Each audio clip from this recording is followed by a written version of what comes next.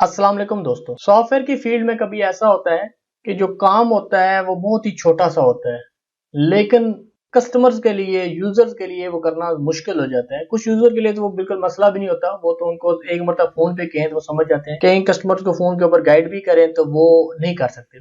उसी तरह का एक कस्टमर थे हमारे, उन्होंने क्या किया कि डेस्कटॉप से उनसे या उनके किसी लड़के से शॉर्टकट डिलीट हो गया और उसके बाद उनको शॉर्टकट नहीं मिल रहा। मैंने फोन में बड़ी कोशिश की कि उनको शॉर्टकट डेस्कटॉप पे लेके आऊं, लेकिन वो नहीं हुए। फिर वो उन्होंने इंतजार किया मेरे ऑनलाइन होने का। अब मैं आपको भी बता दूं, कभी आपके साथ ये मसला हो तो आपने इसको क्या करना है। सबसे पहले जो स्टेप आपने जहन में रखना है, अगर तो आपने शॉर्टकट डिलीट किया है, उसके ज्यादा चांस ये है कि ये रिसाइकल बिन के अंदर पड़ा हो। यहाँ से आपने इसको राइट क्लिक करके रीस्टोर कर दें। ठीक हो गया जी।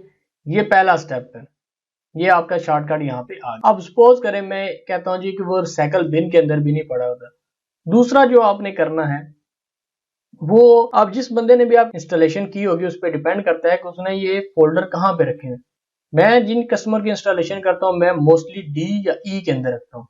ई के अंदर इंस्टॉलर का फोल्डर होगा या डी के अंदर इंस्टॉलर का फोल्डर होगा। इसके अंदर होगा ipost.net का फोल्डर। फिर इसके बाद हो सकता है दोबारा फोल्डर, और कभी हो सकता है कि ये इसके अंदर फोल्डर ना हो। अगर फोल्डर है तो वो भी आपने ओपन करना है।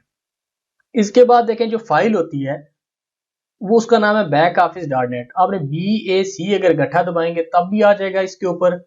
और अगर आप कहते हैं नहीं आ रहा, मुझे नहीं मिल रही, तो आपने ये करना है साइज का बटन। साइज करेंगे क्योंकि ये फाइल सबसे बड़ी होती है, सबसे ऊपर आ जाएगी। आपने इसके ऊपर राइट क्लिक करना है और यहां से आपने इसको सेंड टू डेस्कटॉप पे ऊपर आपने क्लिक कर देना। जब आप क्लिक करेंगे तो ये आपका शॉर्टकट आ गया। इसका नाम आप कुछ भी रख सकते हैं, जो भी आपने नाम रखना है। और उसके बाद आप जिस तरह नॉर्मल सॉफ्टवेयर चलाते हैं तो ये सॉफ्टवेयर चलाते हैं।